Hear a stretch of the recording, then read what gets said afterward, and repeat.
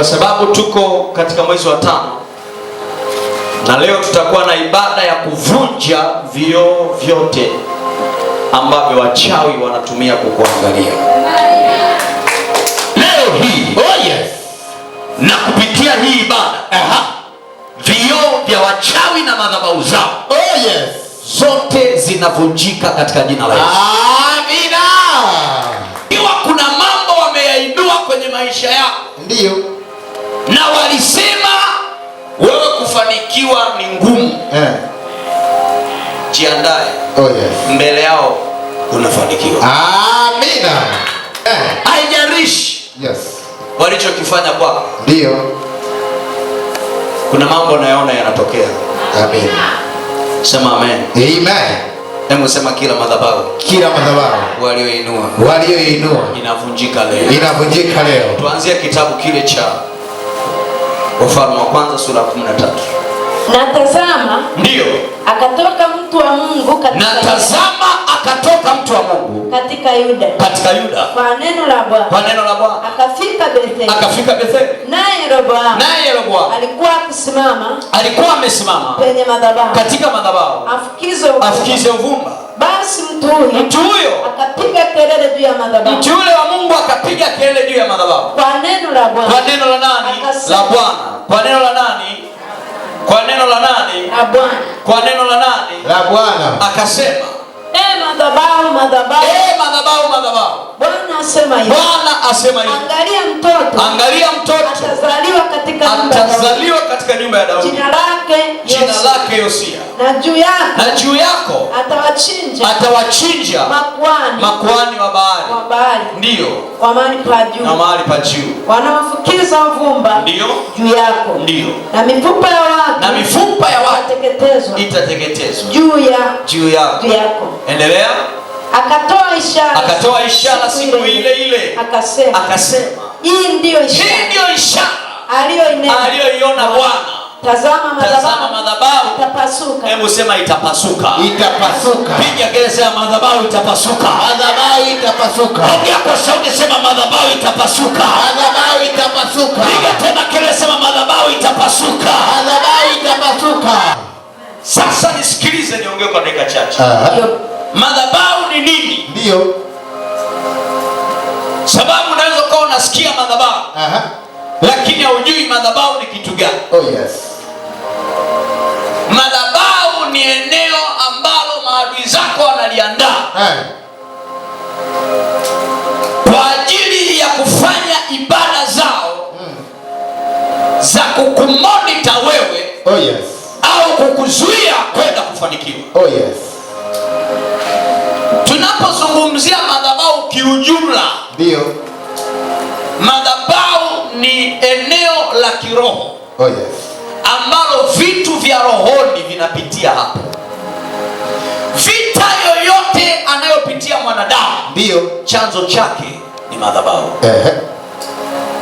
Unanielewa vizuri? Amina. Vita yoyote ambayo wewe unapitia kwenye maisha yako, chanzo cha hiyo vita, kuna watu wamekuinulia nini? Madhabahu.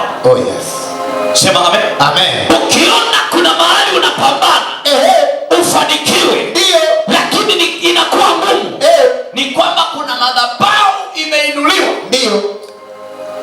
Na ile madhabahu ikiinuliwa, inainuliwa iwe kinyume na wewe. Fire. Sema amen. Amen. Madhabahu huwa inatengenezwa.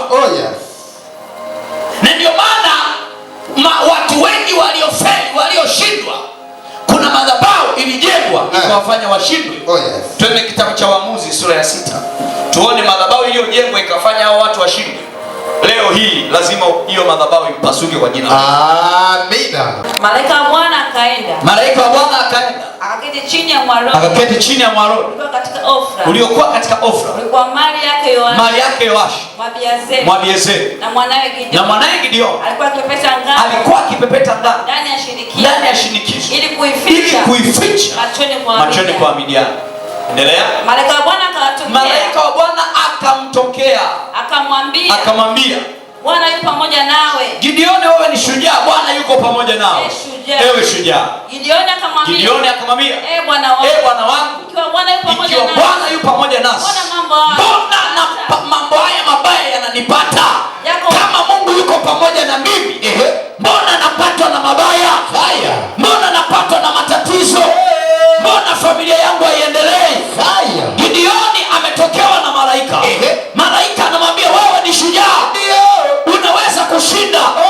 Gideoni anamletea swali malaika ambalo kila mtu analo hapa, ya kwamba mbona naomba lakini sioni matokeo? Mbona nafunga, mbona sadaka natoa lakini sioni matokeo? Gideoni alikuwa na maswali kama ya kwako. Anamwambia malaika, ikiwa Bwana Mungu yuko pamoja nami, ikiwa yuko pamoja nasi, mbona mabaya yametupata? Mbona mikosi imetupata? Mbona majanga yanatupata?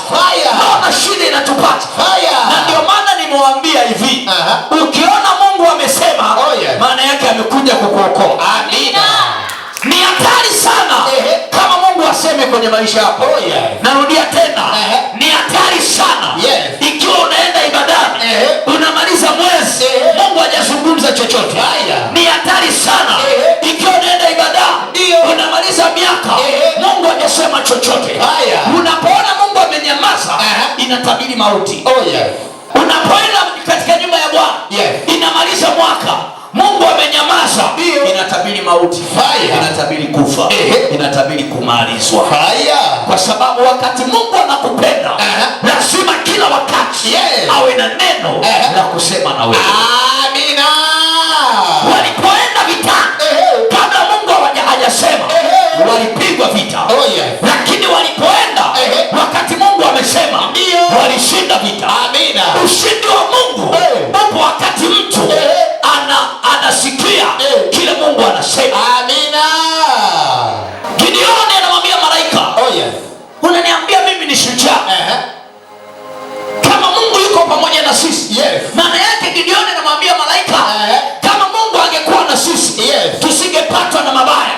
Lakini Mungu hayupo na sisi, ndio maana mabaya yametupata. Maana yake Gideoni anajua mtu aliye karibu na Mungu hawezi kupatwa na nini? Na mabaya. Bwana akamtazama akasema, enenda kwa uwezo wako huu. Gideoni, enenda kwa uwezo wako huu. Maana yake kuna uwezo unao, uko ndani. Ule uwezo unatakiwa kutumika kwenda kuokoa jamii yako, kwenda kuokoa watu wa kweli, kwenda kuokoa ndugu zako, kwenda kuokoa familia yako, kwenda kuokoa watoto wako, kwenda kuokoa uchumi wa familia yako. Gideoni anaambiwa, enenda na uwezo wako. Usiache uwezo nyuma, nenda nao.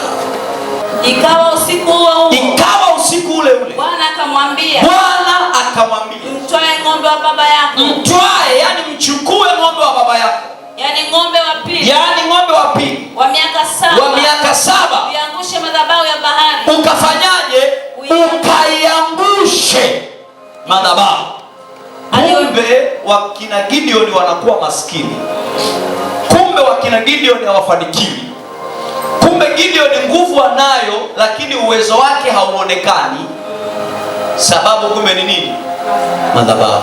Wachawi wakikujengea madhabahu, hata uwe na nyota kiasi gani, hamna anayekuona.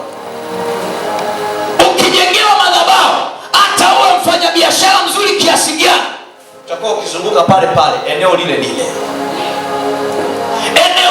hautawahi kwenda ng'ambo.